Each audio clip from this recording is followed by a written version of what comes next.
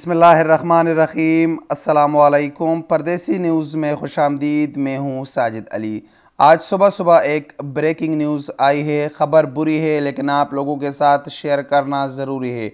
Saudi वज़ारत दाखिला ने corona virus की वबा की वजह से 3 ममालिक में सऊदियों के जाने पर पाबंदी लगा दी है। इन 3 ममालिक में वियतनाम, इथोपिया और इमारात शामिल है। और इसके साथ साथ जो अहम ख़बर है, सऊदी हुकूमत ने 4 ममालिक से सऊदी अरब आने वाले परवाज़ों पर पाबंदी लगा दी है। इन 4 ममालिक में इथोपिया, इमारात, वियतनाम और साथ में अफ़गानिस्तान शामिल है।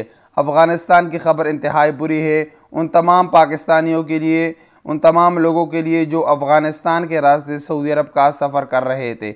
इस वक्त हज़ारों के तादाद में पाकिस्तानी अफ़गानिस्तान में मौजूद है जो सऊदी अरब जाने के ख्वाहिशमंद, सऊदी अरब जाने के इंतज़ार में है और उन लोगों का लाखों रुपए भी खर्च हो चुका है।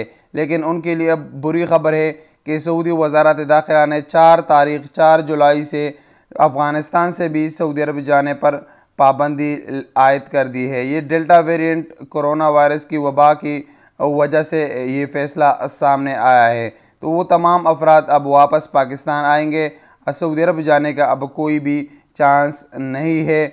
और जो लोग तैयारी कर रहे थे अफ़गानिस्तान का, तो उनके लिए भी बुरी ख़बर है कि ये रास्ता अब बंद हो चुका है। तो ये एक ब्रेकिंग न्यूज़ थी जो आप लोगों के साथ सुबह सुबह ही शेयर करना ज़रूरी था। बुरी ख़बर थी लेकिन क्या करें, शेयर करना तो आप लोगों के साथ ज़रूरी था। अस्सलामु अलैकुम वरहमतुल्लाहि वबरकातुहू।